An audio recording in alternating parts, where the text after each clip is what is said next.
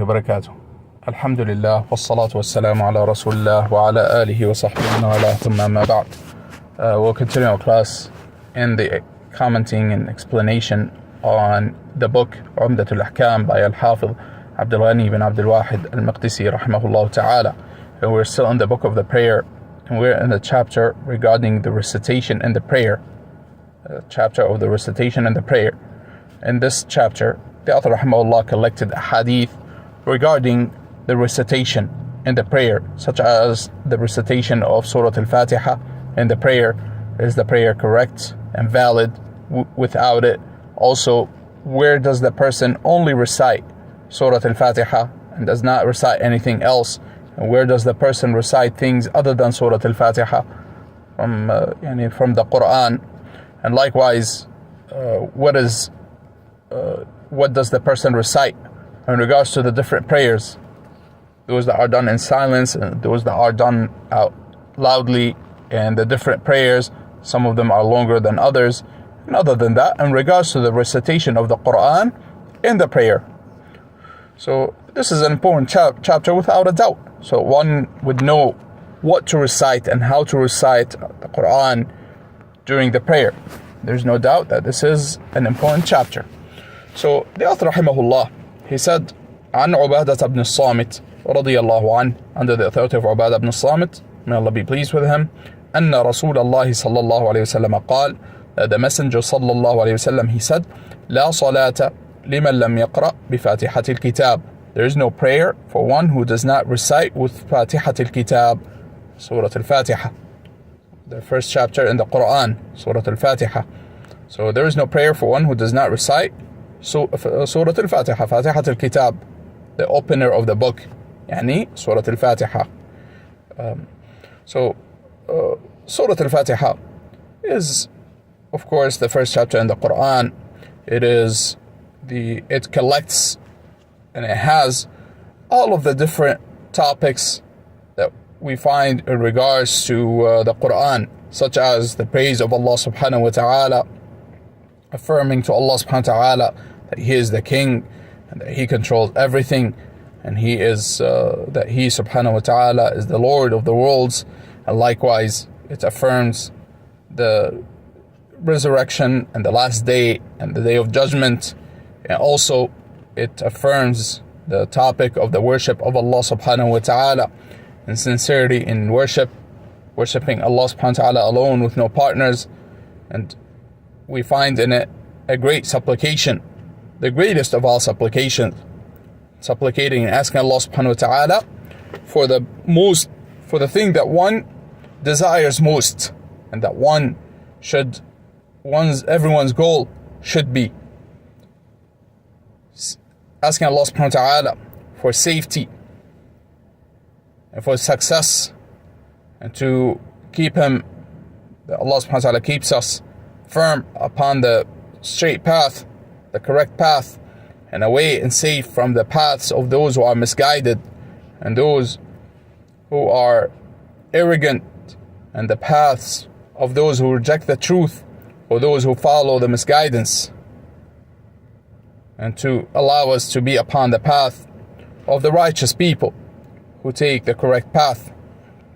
And also in it is, of course, the affirmation of the message of the Messenger sallallahu alaihi wasallam, because the straight path is the path of the Messenger sallallahu alaihi wasallam and his companions, may Allah be pleased with them. So for this reason, because of all of those important things that we find in Surah Al-Fatiha, Allah subhanahu wa ta'ala legislated for us to recite Surah Al-Fatiha in every unit of prayer, in every unit of every prayer. And the correctness and the validity of the salah is based upon it. For this reason, as we find in the hadith, لا صلاة لمن لم يقرأ بفاتحة الكتاب. There is no prayer for one who does not recite with Surah Al-Fatiha, who does not recite Surah Al-Fatiha. So the correctness of the salah and the validity of the salah is based upon it. And without it, the salah is invalid and is incorrect. And in another hadith that is graded authentic, that the Messenger sallallahu alaihi wasallam, he said, لا تجزئ صلاة لا يقرأ فيها بأم الكتاب أو لا يقرأ فيها بأم الكتاب. A prayer in which one does not recite with al-Kitab, the mother of the book, meaning Surah Al-Fatiha, does not suffice. If one does not recite Surah Al-Fatiha, the prayer itself does not suffice, does not fulfill the obligation. So we already mentioned and talked about the disagreement between the people of knowledge in regards to the recitation of Surah Al-Fatiha. As for Al-Hanafiya, those who say that they follow Al-Madhab Al-Hanafi, or the way of Abi Hanifa Al-Nu'man rahimahullah, they say that the recitation of the Fatiha is legislated. However, they say that the prayer is valid and it is permissible to pray and not recite Surah Al-Fatiha, even if one was able to. However, the majority of the people of knowledge, and this is a stronger opinion based upon those evidences that we mentioned earlier today in this class, that the stronger opinion is that the prayer is invalid. The prayer is invalid without the recitation of Surah Al-Fatiha if one was able to recite Surah Al-Fatiha. So if one was not able to, if one was unable to, such as, for example, someone who's new to Islam, a new Muslim who does not know how to recite Surah Al-Fatiha in the beginning of the matter, that he can say tasbih, glorify Allah subhanahu wa ta'ala and praise Allah subhanahu wa ta'ala, and so on and so forth, and until he is able to learn Surah Al-Fatiha. So in the beginning, that's what he starts with. And there's consensus between those people of knowledge that it is obligatory to recite Surah Al-Fatiha, and that is upon the Imam. They say the Imam, it is obligatory upon the Imam to recite Surah Al-Fatiha. And it is obligatory upon, and that it is a pillar of the Salah, of course, but it is obligatory also upon the person who is praying by himself to recite Surah Al-Fatiha. And then they differ, those people of knowledge who say that Surah Al-Fatiha in general is obligatory and that the prayer is invalid without it. They differ in regards to the ma'mum, the person who's following an imam, following a leader in the Salah. The Hanabila and some of the Hanafiya, they say that the ma'mum, the person who's following an imam in the Salah, al-ma'mum, that he does not need to recite Surah Al-Fatiha at all, whether the prayer is done in secret or out loud. Whereas the Shafi'iyya and many of the scholars of Hadith, they say that it is obligatory in every prayer for every person who prays, whether he is the imam or the ma'mum or he's praying by himself, that it is obligatory to recite Surah Al-Fatiha. As for Al-Malikiyya, those who follow Al-Imam Malik rahimahullah, they say it is obligatory to recite Surah Al-Fatiha upon the imam, and upon the person who's praying by himself, and also upon the ma'mum, the person who is following an imam, in a prayer that is done in secret. Whereas in a prayer that is done in the units, specifically in the units of prayer that are done out loud, they say that he does not need, the ma'mum, the person who's following the imam, does not need to recite Surah Al-Fatiha, because the imam is already reciting Surah Al-Fatiha out loud. So the ma'mum, the person who's following him, he is listening to the recitation of Surah Al-Fatiha, and they say that he does not need to recite Surah Al-Fatiha by himself. And this opinion is also the opinion of Shaykh al-Islam ibn Taymiyyah rahimahullah, and other than him from the people of knowledge. And Allah knows best, this is the strongest opinion. The strongest opinion regarding this matter, Wallahu a'lam, and Allah knows best, is that the imam recites Surah Al-Fatiha, and the person who's praying by himself recites Surah Al-Fatiha, and it is obligatory upon him. And the person who's praying behind an imam, if the prayer is in secret, it is also obligatory upon him to recite Surah Al-Fatiha. And if the prayer is out loud, then he does not need, and it is not an obligation upon him to recite Surah Al-Fatiha.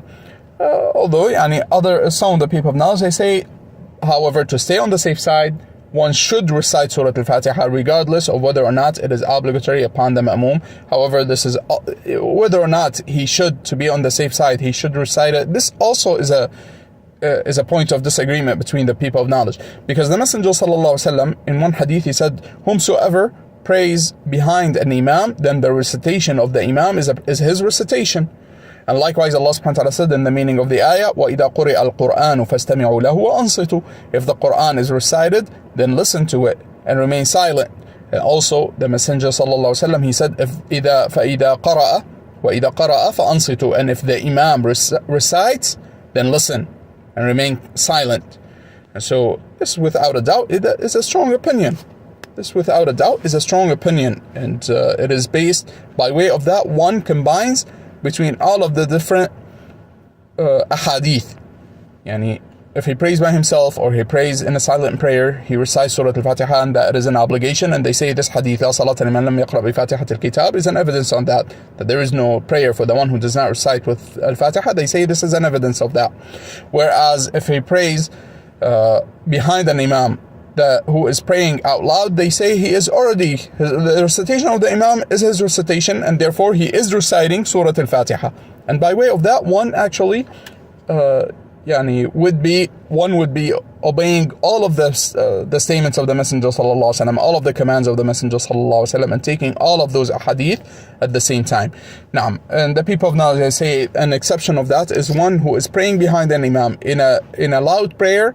However, he cannot hear the imam, either because he's far away or that he cannot hear well. They say then he should recite Surah Al-Fatiha. However, he should not bother the people around him. He should not recite it in a way that bothers the people around him. So we benefit from this hadith in general, we benefit from this hadith that it is obligatory to recite Surah Al-Fatiha in every unit of prayer, and that one should not, and it does not suffice, the prayer does not suffice if one does not recite Surah Al-Fatiha in every unit of any prayer, of course with the details that we mentioned before.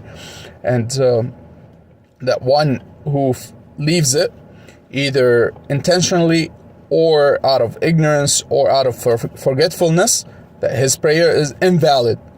Why? Because it is a pillar of the salah, and the pillars of the salah are never overlooked, and they are a pillar. The salah is invalid without them.